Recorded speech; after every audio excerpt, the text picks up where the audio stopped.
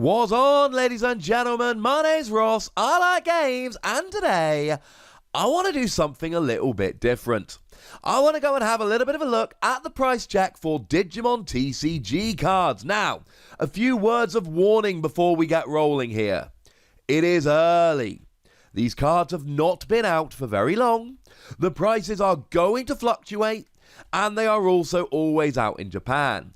As a side note, if you look at cards like Pokemon, Japanese single prices tend to be a little bit cheaper than they are over in, well, outside of Japan, so do please bear that in mind. And I do need to give a gigantic shout out here to DTCG Review over on Twitter. They are publishing these prices, making my job analysing them much easier. I'll pop a link in the description, make sure you go give that dude a follow.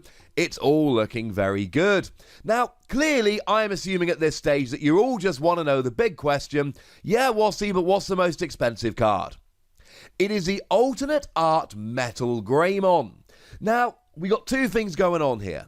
Firstly, we've got alternate art cards. We've not done proper videos about them. These are coming in the next couple of days. Chill your boots. We're good.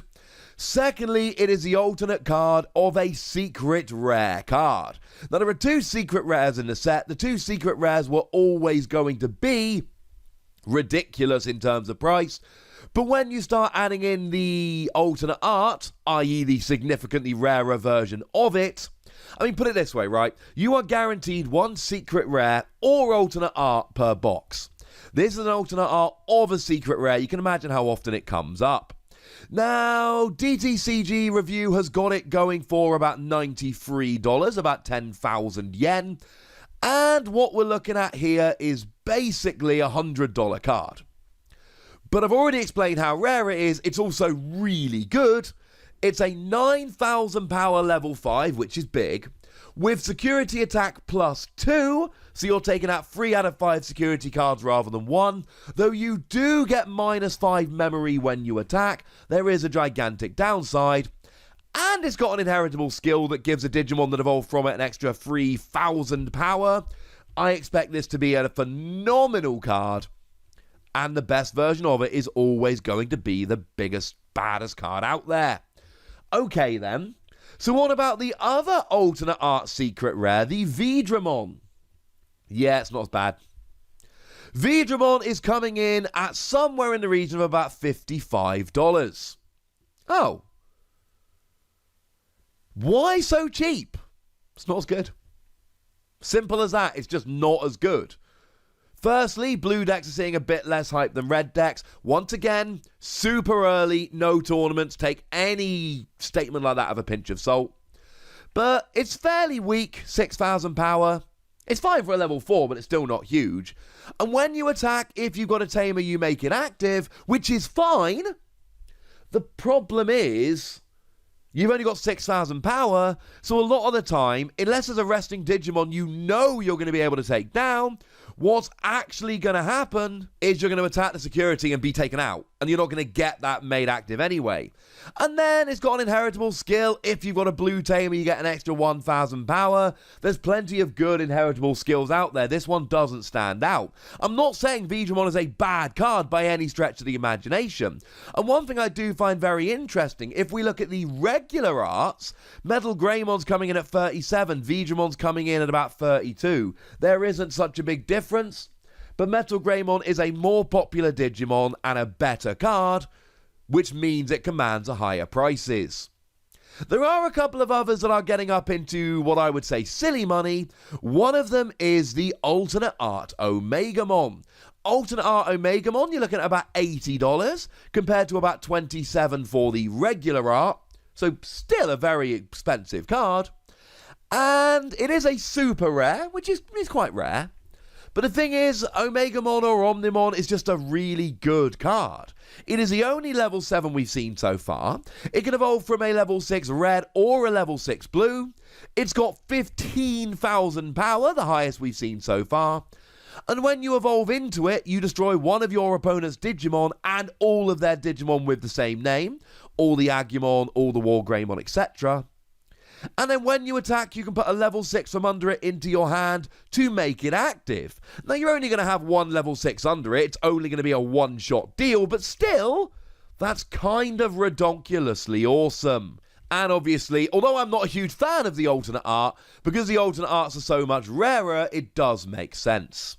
Now, there is one other card I think that's getting into kind of silly money, and it is the alternate Art War Greymon, which is going for about $72 as opposed to $22 for the regular War Greymon. Now, firstly, War Greymon is a very popular Digimon, and one of the things you've got to remember is that Digimon is a beloved franchise which has been going for many years, and that does mean that there are going to be certain Digimon that are more popular and command higher prices. As a card, it's pretty good, but I don't think it's over the top phenomenal. 11,000 power, 12 cost free to evolve is all fine. When you evolve, you get security attack +1, but only for the turn. And if you perform a security check and reveal an option card, the security effect doesn't happen. But this skill does nothing against a Digimon or a Tamer, and there's plenty of option cards out there that don't have security skills anyway. So I think a lot of the time this is going to end up being kind of a wasted skill, so all you've got is an 11,000 power Digimon that gets security attack +1 as a one-shot deal.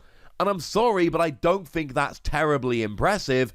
I'm not super excited about that. So basically speaking, when we're looking at these more expensive cards, we're basically saying, look, it's got to be good, or it's got to be a really popular Digimon.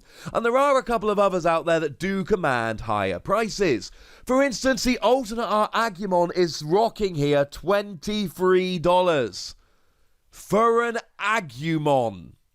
Now, to be fair, I do think the Agamon is actually really quite good. When you play it, normally you get to look at the top 5 cards of your deck and find a Tamer, which is really, really nice. But then again, we've got the Agamon from the starter set that gives you an extra 1,000 power, which I do think is a lot of the time going to be better. Yeah, that's right, it's got a better inheritable skill than Vedramon. I did mention Vedramon's inheritable skill was not that great. The difference is that Agamon always has the inheritable skill, whereas Vedramon has to earn it. You've got to have a blue Tamer out in order to use it, and I'm sorry, I just don't think that is as good as just having one that gives you an extra 1,000 power.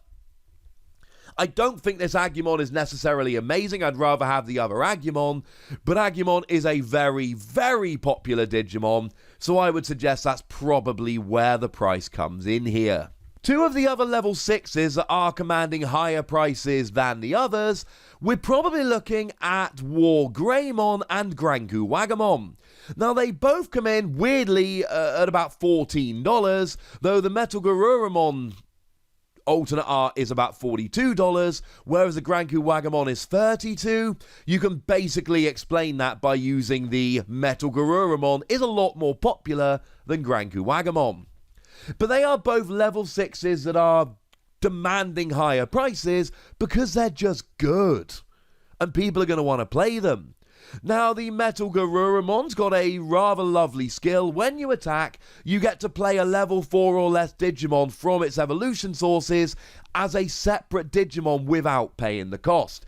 As a side note, please, please, please play this with Garurumon, because when you play it out, you get to make a Digimon active. It's too expensive as a 6 cost. But if you just use it to evolve up and then play it for free with Metal Garurumon, that's not so expensive anymore, ladies and gentlemen. Then it's looking rather nice indeed. And the Granqugmon honestly might be my favourite card in the entire set. The Granqugmon comes in here, it's got 15,000 power on your turn, 11 on your opponent's, and it's got piercing, so when you destroy a resting Digimon, and it will literally destroy anything but Omegamon, all of a sudden you also get to take out a security card, but you've got 15,000 power, so you're not going to go down to that security check, unless you reveal an Omegamon, in which case you will. I think it's one of the best cards in the set, and as a side note, along with Dimension Scissor, which basically makes you active every time you destroy a Digimon, I do believe that it is going to be the first broken combo we see in the game.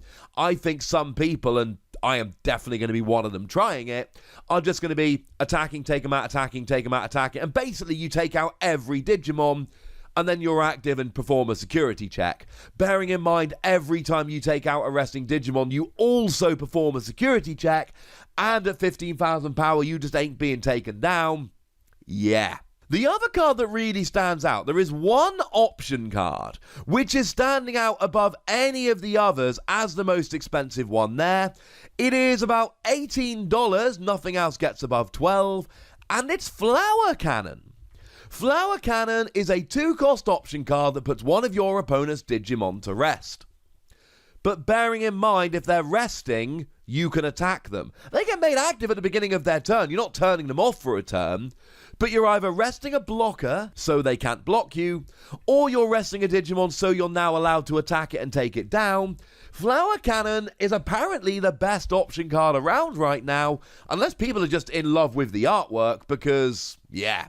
Now, I should mention it is the alternate art version of Flower Cannon, which does have amazing artwork, so maybe people are just that into the artwork, but I rather suspect it is actually the best option card out there at the moment, and that's why people are getting excited.